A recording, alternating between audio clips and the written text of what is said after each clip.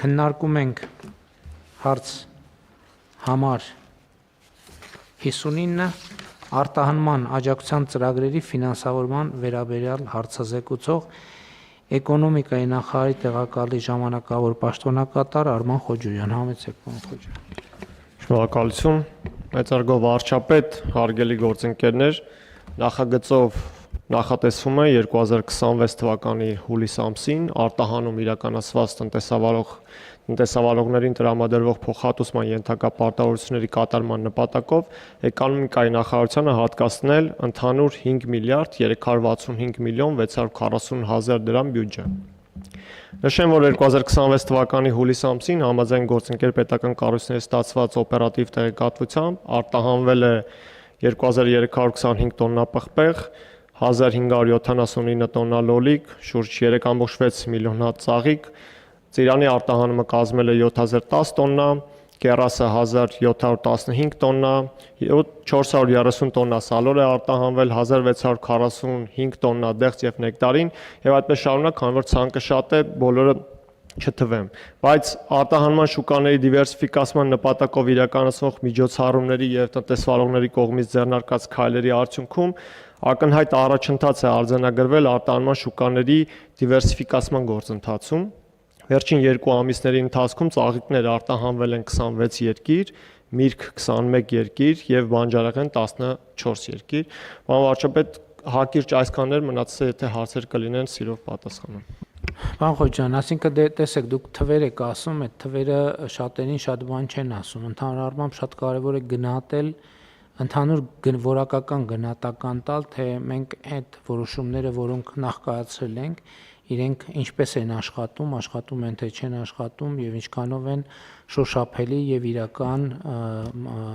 ազդեցություն ունենում տնտեսությունում առաջացած խնդիրների հաղթահարման վրա։ Այսինքն մենք ո՞նց ենք գնահատում դիվերսիֆիկացման process-ը, բավարար, լավ, գերազանց, որն է մեր սպայի գնահատականը։ Պարոն վարչապետ, նշեմ, որ յուրաքանչյուր շուկա պահանջում է հետևողական աշխատանք, ապրանքների դիրքավորման, մատակարարման ժամանակացույցի ճշգրտման եւ առևտրային ցանցերի ամբողջական համապատասխանության առումով։ Ակնհայտ է, որ այս փուլում տեղի է ունենում արտաքին շուկաների եւ մատակարարման շղթաների վերադասավորումներ։ Եվ իհարկե այն առաջացնում է որոշակի տնտեսական ցնցումներ տնտեսավարողների մոտ եւ այդ է պատճառը, որ կառավարությունը արագ արձագանքման մի քանի միջոցառումներ է իրականացնում, որպեսզի այդ հարցը մեղմի եւ միաժամանակ տնտեսվարողները իրենք եւ ադապտացվում են փոփոխվող միջավայրին եւ նաեւ փորձում են առավելագույնս օգտագործել ստեղծված հնարավորությունները։ Կան տնտեսվարողներ, որոնք առավել պատրաստ են այս փոփոխություններին եւ ավելի արագ են արձագանքում, կան տնտեսվարողներ, որոնք իրենց բիզնեսի վերափոխման անհրաժեշտություն ունեն եւ կունենան։ Ընդհանուր առմամբ մի փոքր դժվարություն է առաջանում համեմատել արտահանման ծավալները, երբ իրար հետ համեմատում ենք, դժվարություն է առաջանում համեմատել, թե արդյոք օրինակ ծիրանի 10600 տոննա արտահանումը դա լավ ցուցանիշ է, թե ոչ, որովհետև եթե համեմատում ենք նախորդ տարվա ցուցանիշի հետ, տեսնում ենք, որ այն զգալի նվազ է, բայց նաև զուգահեռ տեսնում ենք, որ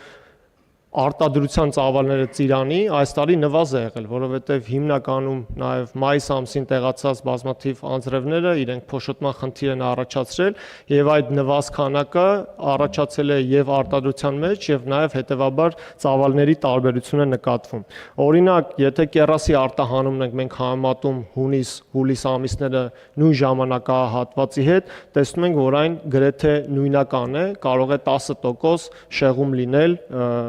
նախորդ տարվա նույն ժամանակի հետ համեմատած։ Օրինակ դեղցը եւ նեկտարինի արտահանումը հունիս-հուլիս ամիսներին ավելի շատ է, էլի նույնական մակարդակում գտնված ավելի շատ է։ Ակնհայտ է, որ որոշ ապրանքատեսակներ իրենք ավելի քիչ տարբերություն են ունեցել արտահանման, որոշների դեպքում իրենք ավելի խորը, ավելի երկարաժամկետ աշխատանք են պահանջում։